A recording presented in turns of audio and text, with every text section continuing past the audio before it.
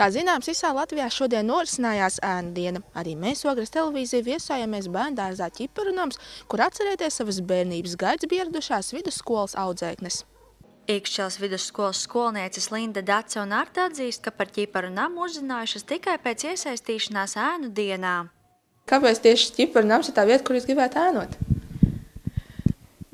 Radās tāda iespēja šeit ēnot, tāpēc mēs arī tā izdomājam, ka tas varētu būt interesanti, kaut kas jauns, ko ikdienā nevar redzēt. Paši jau vairs bērndārzā neejam. Sākumā es biju diezgan nobijusies tā ienākot telpā, kur bērni, bet ļoti ātri pieredu. Jā, ļoti komunikābli bija. Tas bērni tādi jauki. Es iemācījos uztaisīt plastilīnu mašīnīti. Jā, es šeit nebiju taisījis. Tā, jauki viņi visi tādi.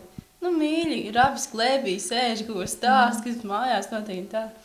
Mums ir uzlikta ļoti liela atbildība. Tāpat kā celtnieki būvē mājas, mēs veidojam cilvēku. Jau agrā bērnībā dodam zināšanas, uz kurām tiks balstīta visa viņa dzīve. Tā runājot par pirmskolas darba specifiku, saka Ķiparunama vadītāja Sanda Reikmane. Un meitenes arī šodien pārliecinājās, ka ir daudz arī jauni mums speciālisti. Ja? Mums ir jauni gan topošie audzinātāji, kur mācās 2. kursā, mums ir tūlīt, kas filologs beigs, un tāpat tās mūsu pedagoga asistenti, kuri vēl tikai ir ceļā uz to, lai iet, lai sasniegtu. Ja? Ķiparunama darbinieku ēnas visu dienu cītīgi piedalījās nodarbībās. Daloties pirmajos iespaidos, meitenes norāda, ka darbā ar bērniem jābūt mierīgam un savāktam, katram bērnam jāatrod individuāla pieeja. Jā, vispār tāda pedagoģija kā tāda, sākot jau no mazākiem, tas tā interesanti. Tā kā redzi tomēr iespējas ar kaut ko. Kaut kas to pusi, jā. Jā, es līdz 9. klasē gribēju strādāt par bērndārza audzinātāju. Bet tad man tas likās, sāk likties, ka tas tā pārāk vienkārši vai tā, bet tagad saprotu to, kas tad bērniem strādāt ir tieši tā atbildība ļoti liela.